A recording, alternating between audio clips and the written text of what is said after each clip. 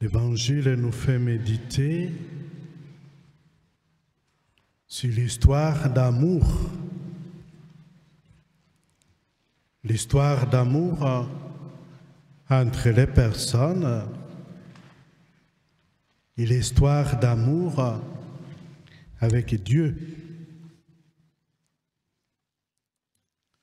Les premiers signes de Jésus-Christ en tant que Messie, en tant que Sauveur, se passent au cours d'un mariage, des noces. Si vous élevez la tête, chers pèlerins, vous allez remarquer que les deux côtés, il y a les tableaux. Marie au pied de la croix et Marie aux noces de Cana. On peut se poser la question pourquoi ces signes se passent au cours d'un mariage ou de noces. Cette présence de Jésus-Christ aux noces, il était invité. La présence de ses disciples aux noces, ils étaient invités aussi.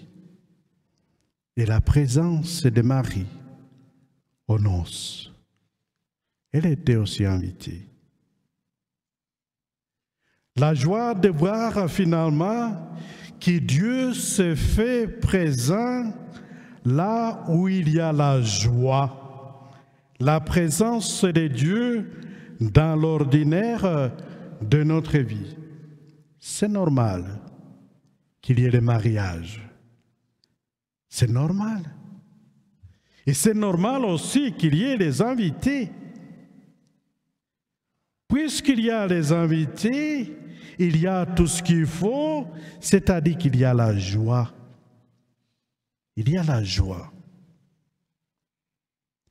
Mais par contre, il y a un moment où Jésus-Christ se tient dans cette noce, va manifester sa gloire à la demande, à l'intercession de sa mère.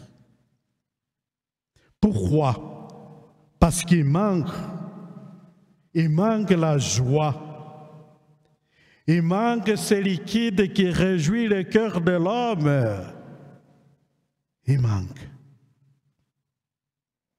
Et c'est là où elle, puisqu'il était attentif, Marie ne surveillait personne. Elle était attentive au murmure des gens qui manquent.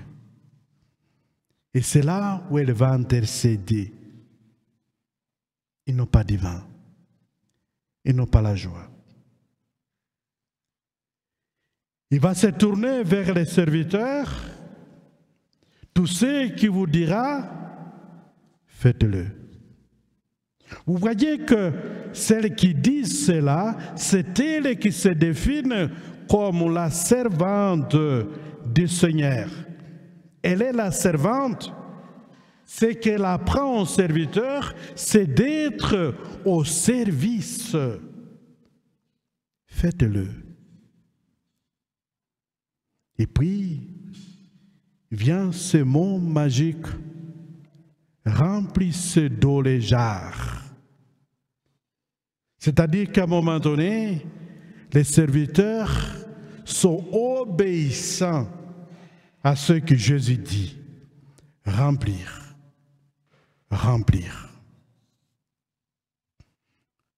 Frères et sœurs, c'est Dieu qui est l'époux de l'Église.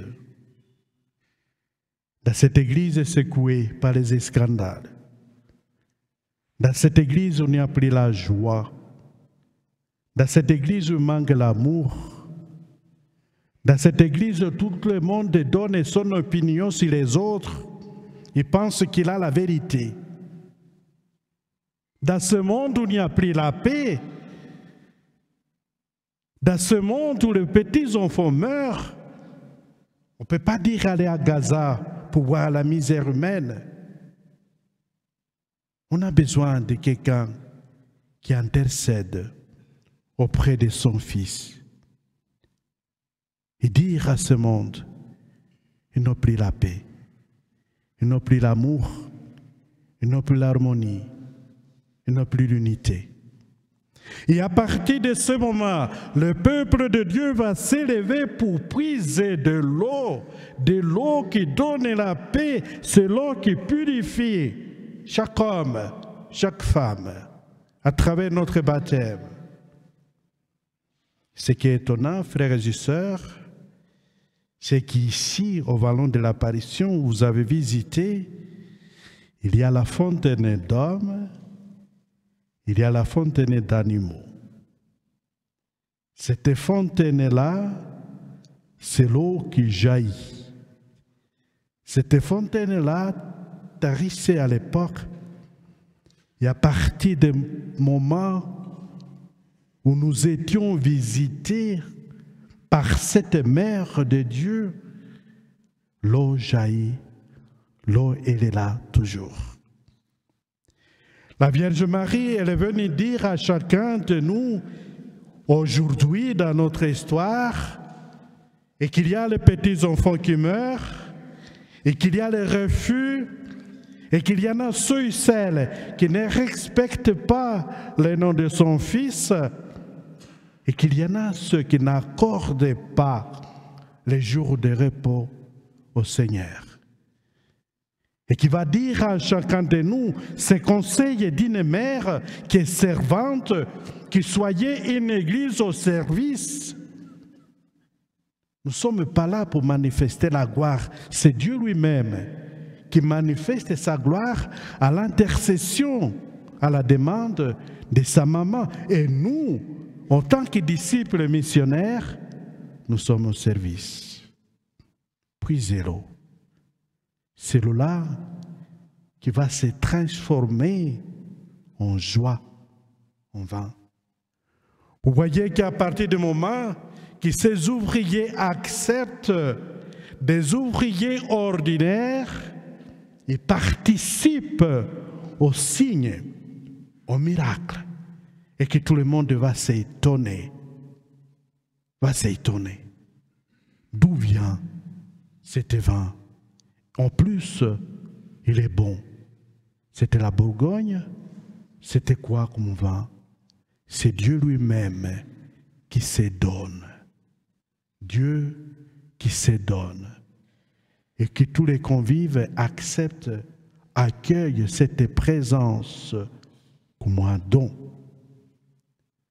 Le message de la Salette, au-delà de certains qui puissent dire c'est un message très dur, apocalyptique, et que Marie parle de toutes les choses mauvaises, mais ce message-là qui a traversé les frontières du monde, qui s'est raciné dans le cœur du peuple de Dieu, signe de notre présence ici, que nous sommes venus partout dans le monde, peuple de toutes langues et nations, pour fêter cette présence miséricordieuse de Marie.